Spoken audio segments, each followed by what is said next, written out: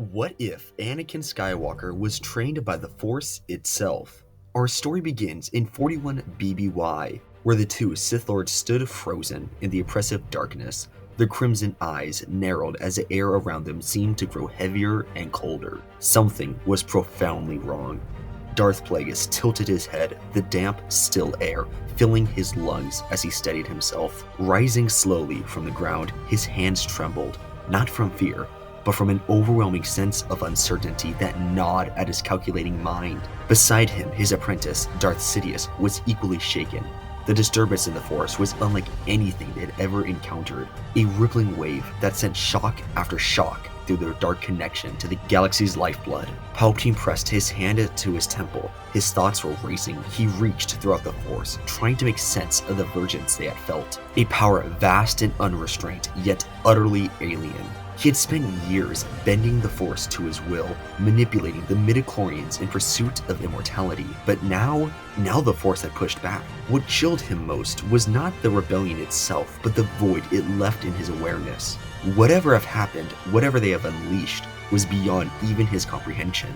Turning sharply to Sidious, Palpatine locked eyes with his student. Sidious, usually the embodiment of cold confidence, looked shaken, his composure slipping ever so slightly. Without hesitation, Plagueis hissed, "We leave now." There was no time for debate, no room for arrogance. He could feel it, a seismic shift in the galaxy, a tidal wave of power surging against them, aligning in opposition of their grand design. The Force itself was no longer their ally. Far across the galaxy, the Jedi High Council chamber was gripped by an eerie stillness. What had begun as another routine meeting was shattered in an instant. A pulse of energy, pure and radiant, swept through the Force with such intensity that even the most composed Jedi Masters faltered.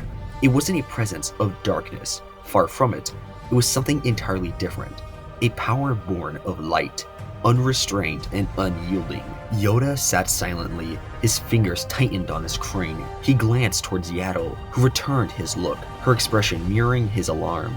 Master Mundi, normally stoic-faced, bared in unease as the masters exchanged glances. The unspoken truth heavied the air. None of them knew what to do, and for the first time in years, the Council, those tasked with protecting the galaxy, felt powerless, unsure of the path forward. This light wasn't a salvation, it was a warning, an awakening that opened up the doors for chaos. Far in the uncharted depths of the unknown region, a figure cloaked in pure darkness stirred from its slumber. Its form was fluid and terrifying, an embodiment of shadow and malice. This being's many eyes open, piercing the void as it felt the shift rebirthing through the Force. This power, raw, untamed, was an enigma. Its very presence was an affront to her domination over chaos. She reached out through the darkness, clawing through the strands of the Force, searching. This disturbance, whatever it was, could not be allowed to grow. It was a threat unlike anything she had ever encountered, something that could challenge her over her hold over the galaxy. Her anger twisted into cunning as he reached further, feeling for potential allies, seeds of darkness she could nurture into weapons against the light. The galaxy trembled, its fate now teetering on the brink. What had been unleashed was more than a disturbance. It was a reckoning. Looking across the deserts of Tatooine, Shmi watched as the twin suns slowly descended across the darkening sky. Glancing down to her dozing off son, whom she had named Anakin, she stared at him lovingly, but she couldn't help but feel conflicted. She had this thought for the past 9 years, since Anakin was born practically. It confused her that there was no father, yet she bore a child. Lifting her gaze, she soon saw a hooded figure standing in front of her house. Confused, she opened the door to greet the person, who, much to the shock to Shmi, said he was the boy's father. Shocked, Shmi stepped back. She had never seen that man in her life. But before calling out for help, the man reached out with his hands and used the Force to show her the true purpose of her son. As she calmed down, she understood why he was there. He needed Anakin. Shmi hesitated though. He wasn't a Jedi, but he could use what they would call the Force. But once again, the man reassured her and helped her understand what he was. Looking down at her son, she somberly handed him over to the supposed father, who, after taking Anakin into his arms, disappeared in the blink of an eye. Anakin Skywalker walked with the hooded figure as they stepped through an invisible passage that only they could see.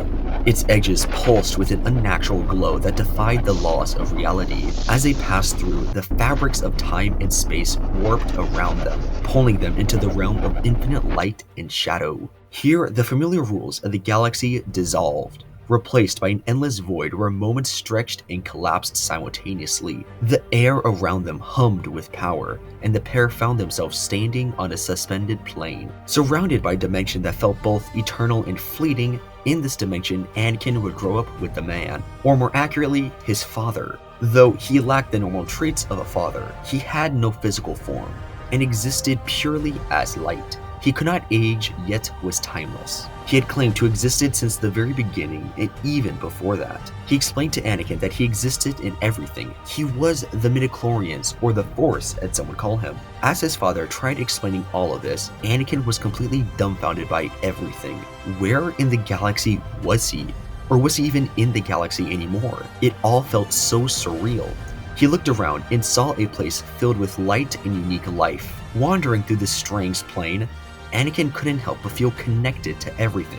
He felt so much control and peace here, and that's when his father explained to him what the Force was and how this place was full of it. Turning around, Anakin asked why did he need him, to which the father would simply reply with, "To train you for your destiny," as he walked with Anakin to begin his long training. Back on Coruscant, the Jedi sat in emergency meeting. They all had felt it, another disturbance in the Force, just like the one they had felt 9 years ago. A powerful presence that lacked any reasoning. The Jedi couldn't defer if it was a cause for concern. Yoda, looking confused, sat with his hands on his chin as he pondered if the Sith were returning.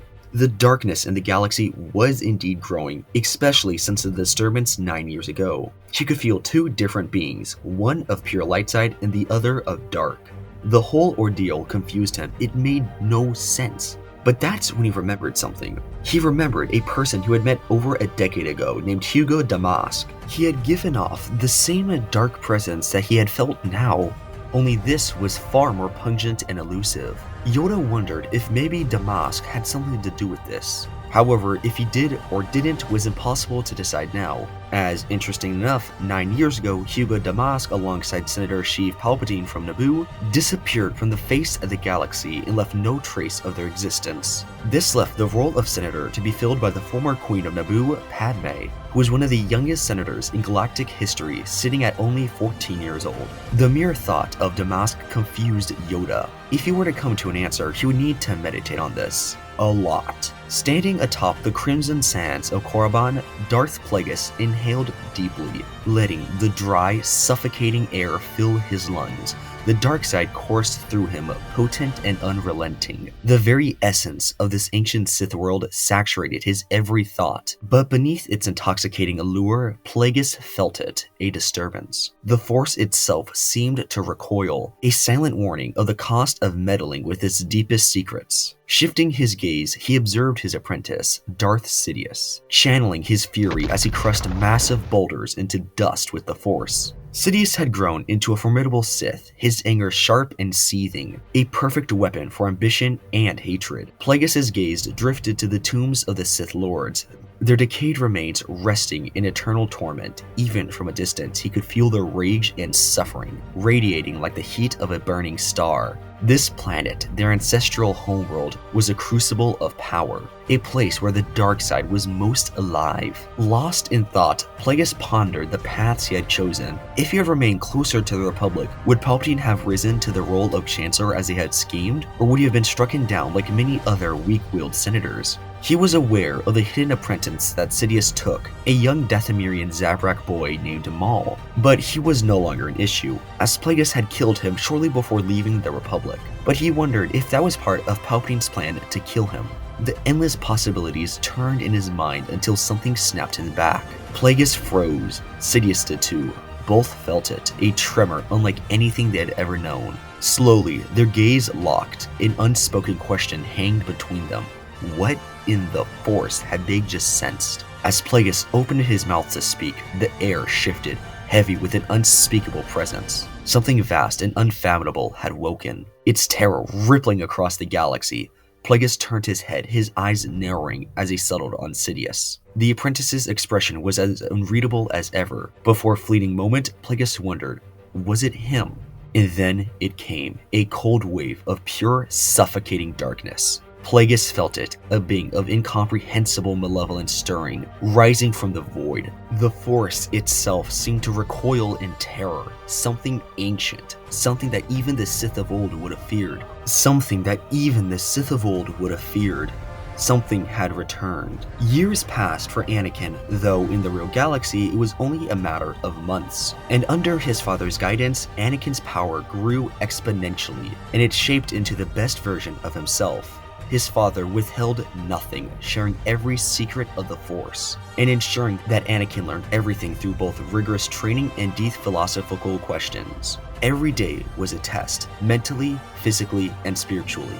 Though Anakin was content in this mysterious realm, a part of him longed for his mother. The thought of her waiting on Tatooine never truly left his mind. It would be in these times where his father would remind him of why they couldn't return, not yet, explaining how time worked differently in this dimension. What had felt like years to Anakin had only been a few months in the galaxy, yet the concept of this baffled him. He had grown taller, stronger, and wiser, yet his old worries remained almost untouched. Anakin's training covered every aspect of the Force. His father pushed him to explore the depths of both the light and dark side, teaching him the philosophies, strengths, and weaknesses of each. Anakin learned to summon the raw power of the dark side, mastering its ability to bend reality and fuel his strength, while also embracing the serenity and insight of the light. His natural talent allowed him to walk on this razor edge, though he ultimately would choose the light over the dark, believing it aligned more with his dreams of returning to Tatooine and freeing the slaves.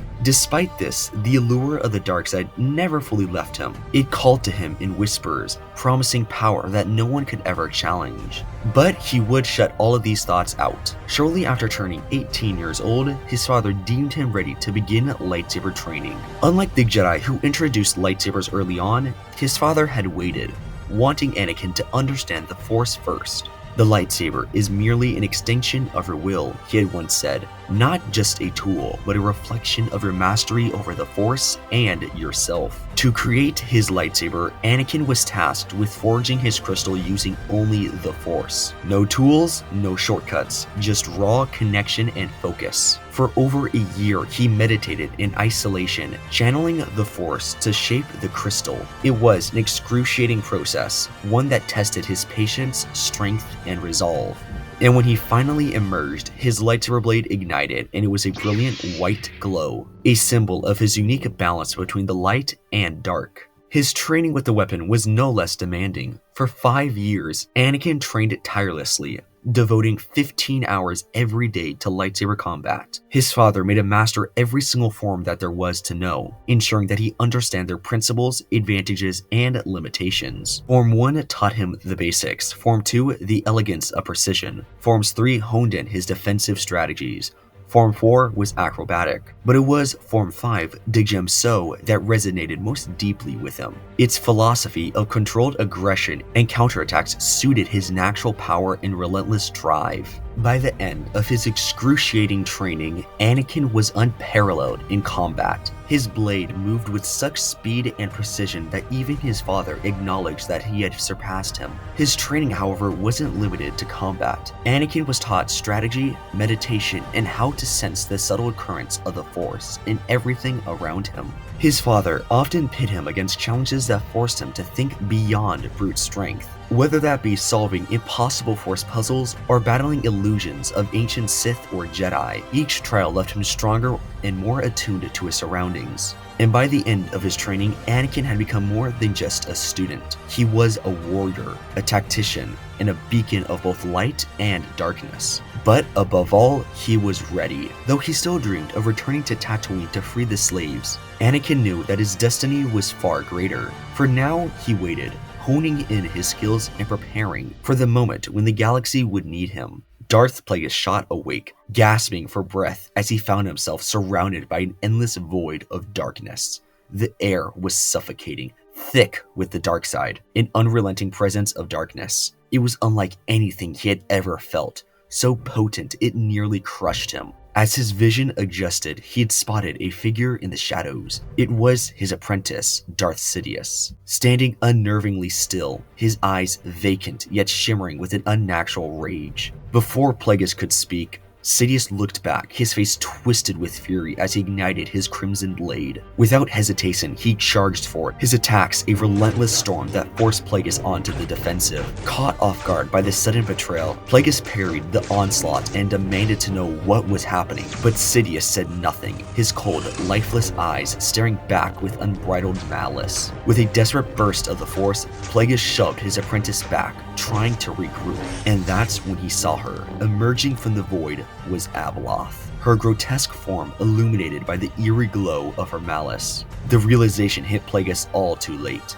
She had already twisted his apprentice into her slave. He barely had time to react before her power struck him like a tidal wave. His form disintegrated in an instant. Abeloth didn't even glance at her victim. Her attention was focused on Sidious. Her lips curved into a sinister smile as she regarded her new pawn. "You shall serve me well," she whispered, her voice dripping with venom. "The galaxy will fall." She knew that now, but first there was unfinished business. Turning to the void, Abeloth vanished into the shadows, her sights set on Mortis, and a family reunion she had waited far too long for. As Anakin trained with his father, he was shocked to see him suddenly pause and then seemed concerned. His father had never even seemed fazed before, but something had changed. Anakin could feel it too. A darkness unlike anything he had ever imagined. Looking over to his father, Anakin was about to ask what had happened when his father beat him to it and whispered quietly, "She has awakened." As he looked back at Anakin, a face full of fear. Peering across the surface of Mortis, the father felt a ripple in the cosmic force. A dark and dreadful change. Someone had returned. He stepped out onto the balcony, his eyes scanning the night skies for an answer, searching through the Force, but he found none. But before he could turn around, an overwhelming power seized him, lifting him into the air. The father locked eyes with a twisted smile. Abeloth had returned. Her nightmarish form descended. She had waited far too long for this moment. The father was hurled back into his palace with a brutal force, crashing against the cold stone floor. Struggling to rise, he was suddenly grabbed by the throat and slammed against the wall. Her claws raked into his body like serrating daggers. Summoning the Force to repel her, he found himself helpless as he was thrown across the room again, his strength no match for her unbridled fury. Staggering to his feet, he looked to his left and right. There he saw it. His children, the daughter and the son, had entered the chamber.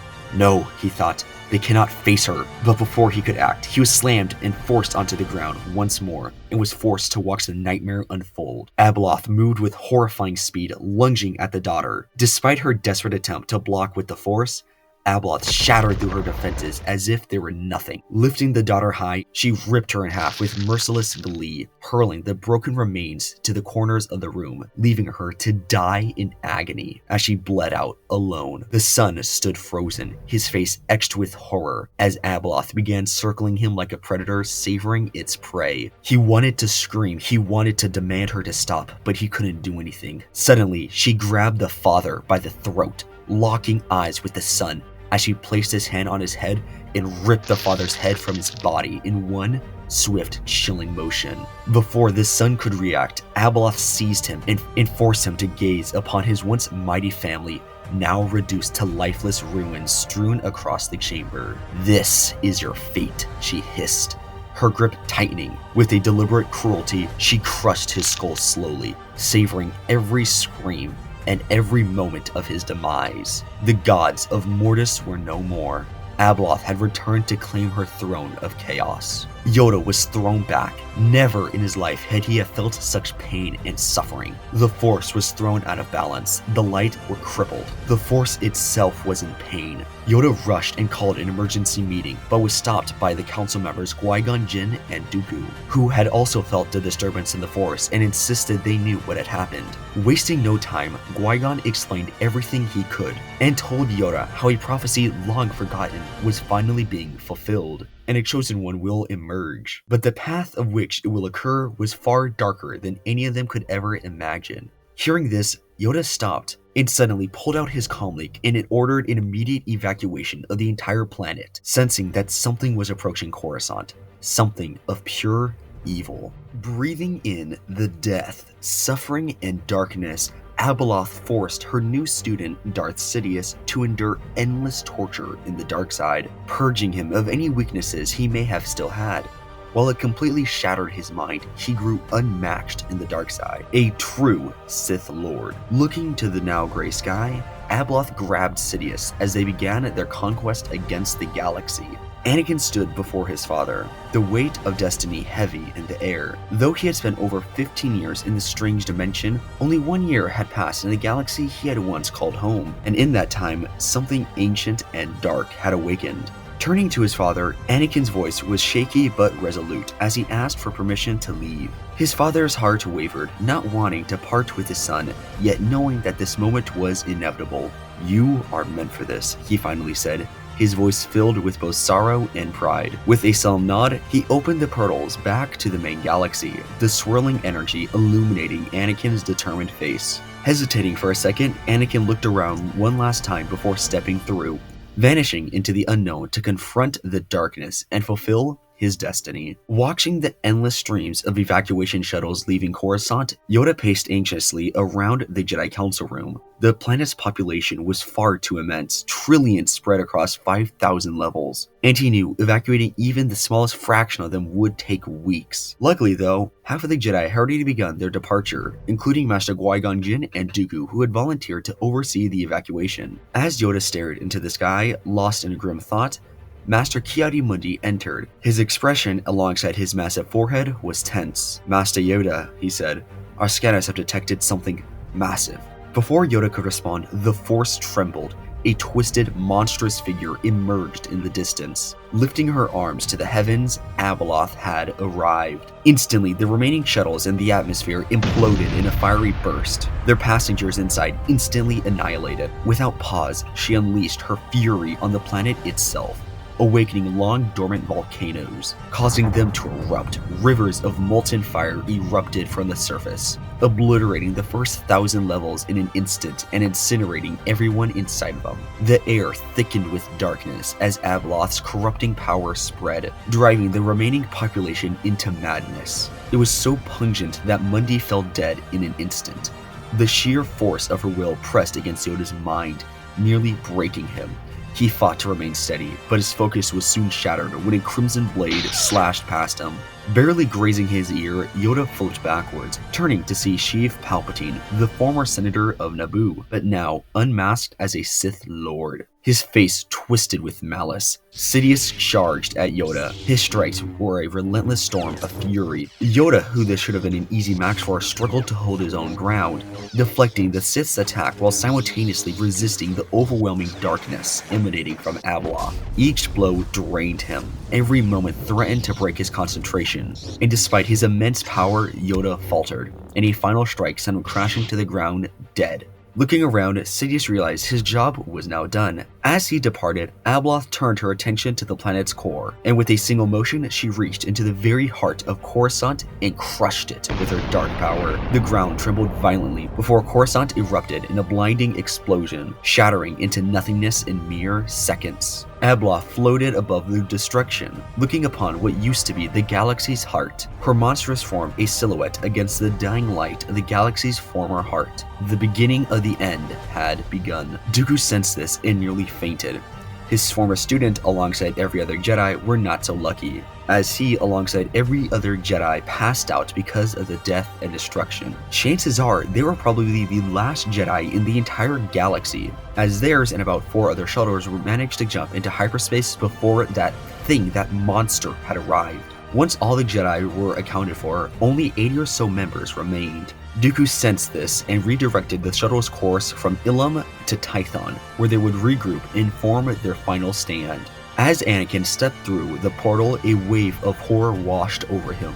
The once familiar sands of Tatooine were now a graveyard, littered with mutilated bodies and the ruins of buildings torn apart by violence. His heart sank as he scanned the devastation, only to see her, his mother, Shmi, struggling for her life as a shadowy figure held her in the air by a force choke. Shocked and enraged, Anakin unleashed a powerful Force push, sending the attacker hurtling into a crumbling building. Rushing to his mother's side, Anakin cradled her, relieved to see her still alive. But before he could get her to safety, the Sith Lord rose once more from the wreckage and charged. Setting Shmi down gently, Anakin ignited his white lightsaber, meeting the Sith's ferocious strikes head on. Their duel was relentless. The Sith forced Anakin back with his sheer aggression, but Anakin was patient as he held his ground, waiting for the moment. Catching the Sith in a saber lock with a swift sidestep, he used the man's momentum against him, severing his arm in a single decisive stroke. Expecting the Sith to surrender, Anakin prepared to question him, demanding his name and his purpose. Instead, the man lunged again, unrelenting even in the face of such injuries. Blocking another strike, Anakin narrowly avoided a fatal blow as the Sith jabbed at his skull. The Sith was a force of pure persistence, his hatred fueling his every move. But Anakin had seen enough. Lifting the Sith into the air, he reached into the dark corners of the Force, searching for answers. A name steeped in darkness. With a surge of power, Anakin did the unthinkable. He cleansed the man known as Sidious's mind of darkness, unraveling the hatred that had consumed him for years. And in the same moment, Anakin also severed his connection to the Force, leaving him powerless. As the Sith Lord returned to himself, the weight of his atrocities bore down on him.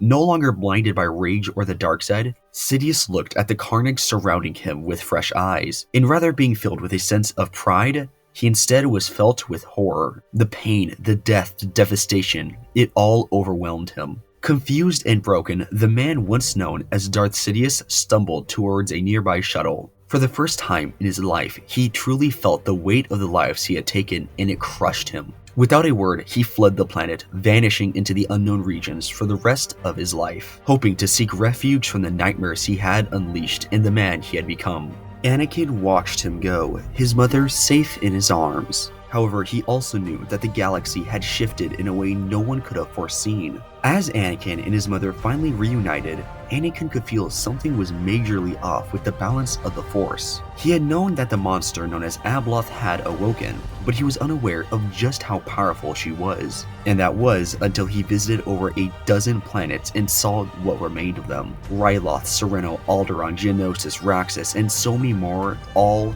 gone. Pained by what he had seen, Anakin felt through the Force and sensed something that gave him hope. A surviving sect of Jedi on the planet of Tython, the ancient homeworld of the Jedi. His father had told him about it before and that how the Force was the strongest there. After arriving out of hyperspace, Anakin soon met with the person who he assumed was their leader, who introduced himself as Master Dooku. Quickly meeting with the other leaders, Anakin introduced himself and told them about his purpose. And while at first many of them were skeptical, they soon realized that if he was true, he would be the one to kill Abeloth, and he would bring balance to the galaxy. But then that's when Dooku asked who that monster was, and Anakin, still fresh in the galaxy, didn't know much but told them what he knew from his father. And after hearing this, Qui-Gon shot up with realization and explained that he knew how they might kill her. It was an old Jedi weapon, but there was rumors of a weapon known as the Dagger of Mortis. And to say this is an old legend would be an understatement. And there's a very real possibility that it wasn't even real. But if it was their only chance at killing this creature, they decided it was worth the risk. And that's when Anakin volunteered to retrieve the dagger and kill Abeloth while the rest of the Jedi worked on distracting her.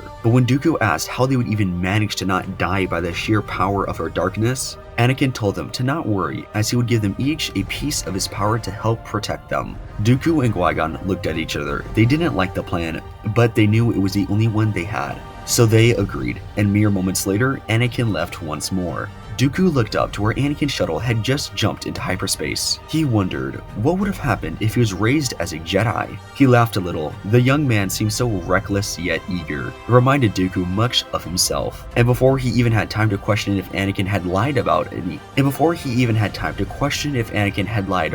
giving them parts of his Force abilities, all the Jedi, including his mother, suddenly felt a surge of power, and just in time too. As from the skies, the demon Abeloth slowly descended. and begun her final battle against the remaining threat left in the galaxy. As Anakin raced through the labyrinth caves of Mortis, his thoughts were haunted by the chilling sight of what he had just left behind. The lifeless forms of the gods of Mortis sprawled in the chamber. Anakin knew who they were and just how powerful they were, and to see the sheer ease of which the powerful entity had struck them down unnerved him. But there was no time to dwell on the horror. Guided by his father's presence and the Force, Anakin navigated the twisting tunnels and eventually found what he sought: the dagger of Mortis. Just as he was about to leave, a voice drifted from the shadows, low and venomous. A tall, slender woman emerged from the darkness, her movements slow and deliberate as she circled the edges of his vision. Her words, laced with malice, cut through the silence. "Are you here to kill me?" Anakin's heart sank as the realization hit him. He had walked straight into a trap. Summoning the Force, he fled the caves of Mortis, his pulse pounding in his ears as he reached the planet's desolate surface. He reached for his comm link, but before he could activate it, it was ripped from his grasp by an unseen force and crushed into fragments. His blood ran cold as Abeloth emerged, her grotesque form slithering towards him with a twisted smile, her presence radiating malice and hunger. Anakin steadied himself, drawing on the Force as he exhaled slowly. Abeloth was ready to kill again, but so was Anakin. The Chosen One had a prophecy to fulfill. Dooku ignited his blue lightsaber, its sharp hum slicing through the eerie silence. He readied himself to confront the monstrous figure before him, but the creature simply raised its hand as a gurgle and unholy chant filled the air as the ground trembled. Dooku's sharp gaze darted to the grounds around him, the battlefield, and his heart sank. Corpses of long-dead Jedi and Sith began to stir. What remained of them, mostly bones, began to regrow flesh as their grotesque forms reassembled themselves, and their shattered lightsabers flickered back to life. Pulsing with dark power, the reanimated warriors surged towards him, their movements uncoordinated yet unnervingly relentless. Their attacks were very sloppy, but the sheer strength they possessed and numbers pushed Dooku alongside the other Jedi back. Dooku's blade spun in a deadly dance as he parried and countered every strike, and every time he severed a limb, it would grotesquely reattach itself mere seconds later. He fought with precision, his acrobatic grace now a whirlwind of desperation, but the dead kept on coming.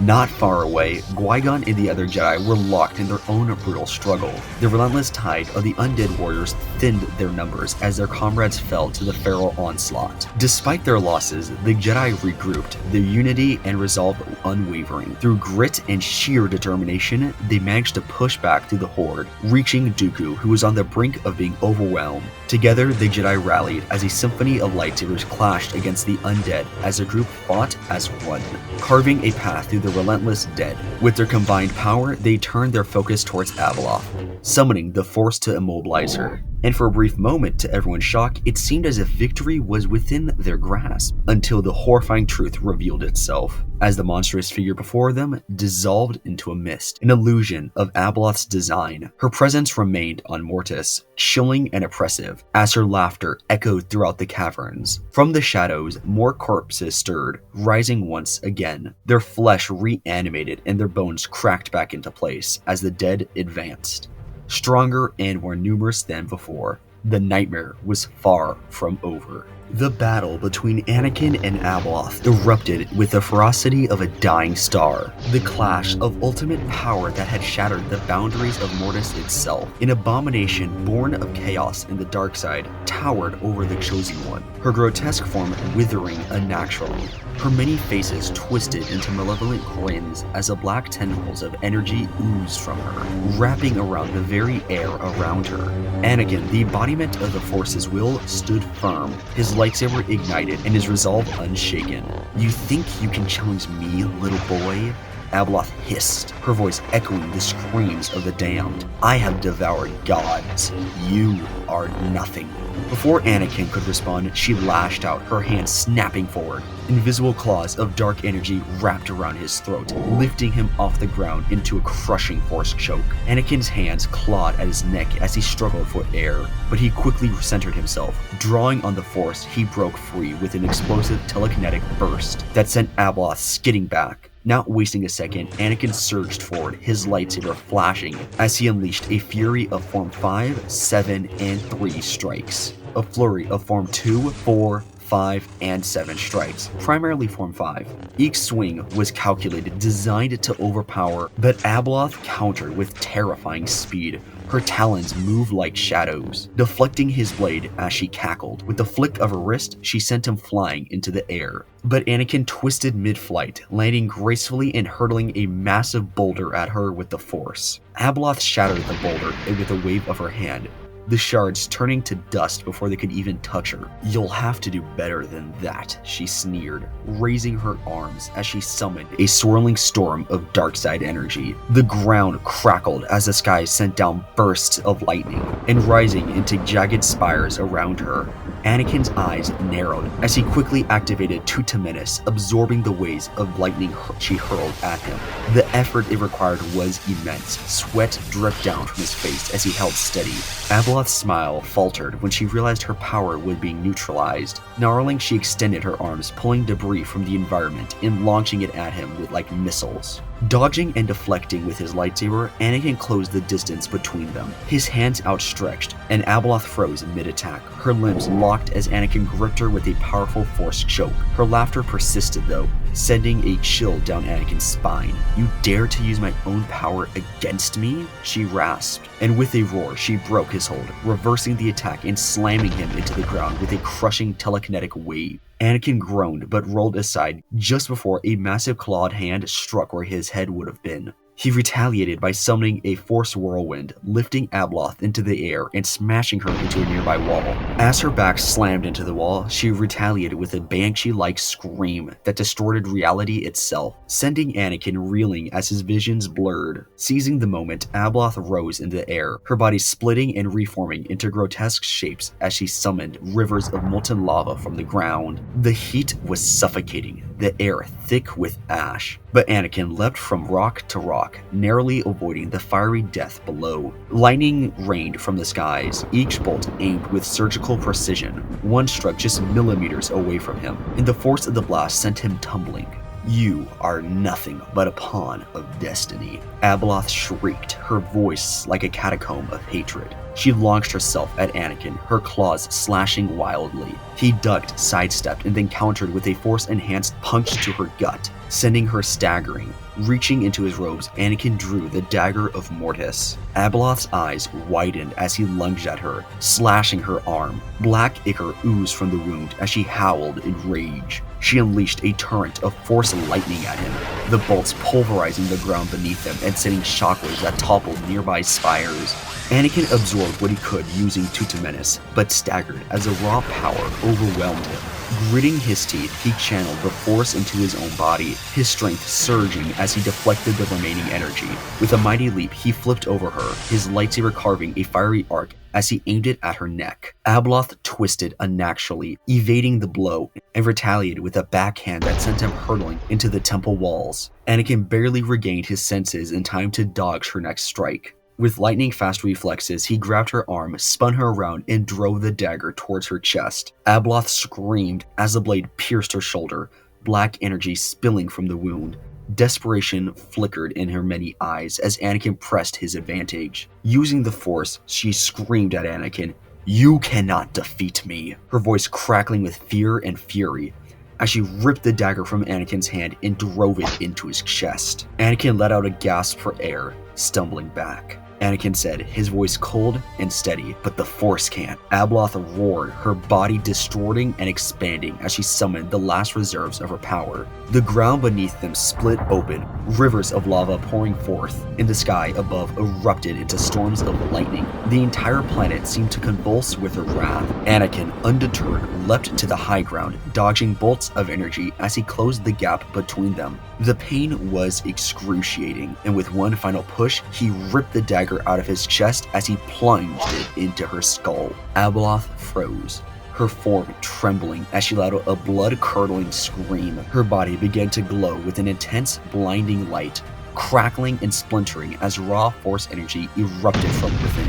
The explosion of power was deafening, a wave of pure energy that had consumed everything in its path. When the dust settled, Anakin stood amidst the ruins, battered but victorious. Abeloth was gone, her presence erased from the galaxy. The Chosen One had triumphed over the ultimate darkness, proving once again that he was the will of the Force made of flesh. Anakin slumped back as he took a deep breath.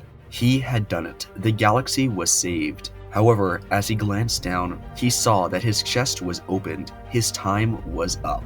Looking to his left, he could see his father as he floated over to Anakin, letting him know that his work was now done, and he can finally rest and join him forever. At first, Anakin resisted. He didn't want to leave his mother again, but then realized that she was with the Jedi. They will protect her. And so, taking a deep breath, Anakin closed his eyes for the last time and joined the living Force. Back on Tython, chaos reigned as Dooku was slammed into the dirt, his lightsaber shattered in two by the relentless assault by one of the undead.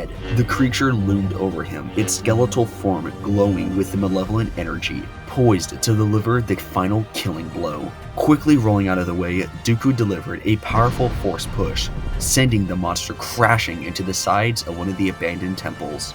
Dooku's sharp eyes darted to the side where Qui-Gon Jinn stood amidst the carnage. The Jedi Master, battered and bloody, bore deep cuts that streaked his robes with crimson. Yet he fought on. Each swing of his lightsaber was a desperate bid to protect the remaining Jedi and the woman Anakin had entrusted to them.